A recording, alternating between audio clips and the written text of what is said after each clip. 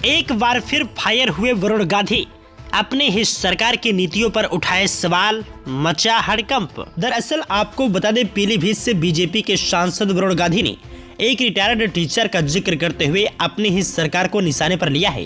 वरुण गांधी ने कहा कि राजस्थान के अलवर के रहने वाले रिटायर्ड शिक्षक दीपचंद शर्मा ने पीएमओ को खत लिखा कि मैं देश के सबसे गरीब आदमी को 1 लाख रुपए का चेक देना चाहता हूं।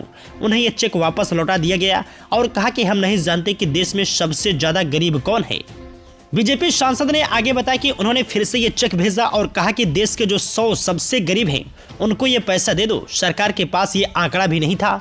फिर एक दिन मैंने एक अखबार में खबर पढ़ी कि बधाई हो, भारत को 17वां करोड़पति मिल गया है। और मुझे लगा कि पैसे के इस विशिष्ट उपभोग और वल्गर सेलिब्रेशन में समाज के अंतिम व्यक्ति को राष्ट्रीय नैरेटिव से पूरी तरह गायब कर दिया गया है। देश में अरबपति की तो गिनती होती है कि किनके पास सबसे अधिक संपत्ति है, लेकिन कौन सबसे गरीब है इसका कोई डेटा नहीं है। दीपचंद शर्मा को प्रधानमंत्री कार्यालय को दान के रूप में भेजे गए 1 लाख रुपए वापस लौटाए गए हैं। 63 वर्षीय दीपचंद शर्मा ने कहा कि सरकार उन्हें देश के सबसे गरीब 100 लोगों की सूची उपलब्ध नहीं करा पाई। सरकारी स्कूल में संस्कृत के शिक्षक रहे शर्मा ने द टेलीग्राफ से कहा कि जब सभी सरकारें कहती हैं कि वे समाज के अंतिम सबसे गरीब व्यक्ति तक पहुंचना चाहती हैं और भुखमरी को जड़ से खत्म करने का संकल्प लेती हैं, तो मैंने देश के 100 सबसे गरीब लोगों की सूची मांगने का फैसला किया, लेकिन मुझे कभी कोई जवाब नहीं मिला। उन्होंने बताया कि मैंने 1 लाख रुपए का चेक सबसे गरीब आदमी को देने के लिए कहा था।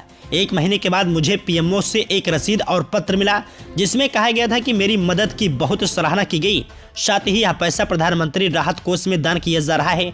फिर मैंने ये जानने के लिए आरटीआई दायर की कि पैसा समाज के सबसे गरीब लोगों को क्यों नहीं दिया जा रहा है और राहत कोष में क्यों स्थानांतरित किया जा रहा है। शर्मा ने बताया कि फिर पीएमओ से अलवर सचिव फंड पीके वाली का फोन आया, जिन्होंने मेरे प्रयास की सराहना करते हुए सबसे गरीब लोगों को ढूंढने में असहायता व्यक्त की।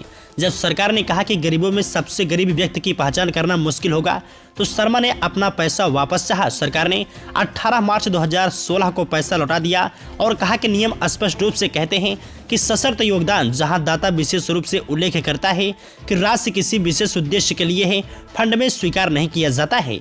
पिछले साल अक्टूबर में जारी विश्व बैंक के आंकड़ों के मुताबिक 2012 में किसी भी देश में सबसे ज्यादा गरीब लोग भारत में थे, लेकिन बड़ी संख्या में गरीब लोग वाले देशों में इसकी गरीबी दर सबसे कम थी।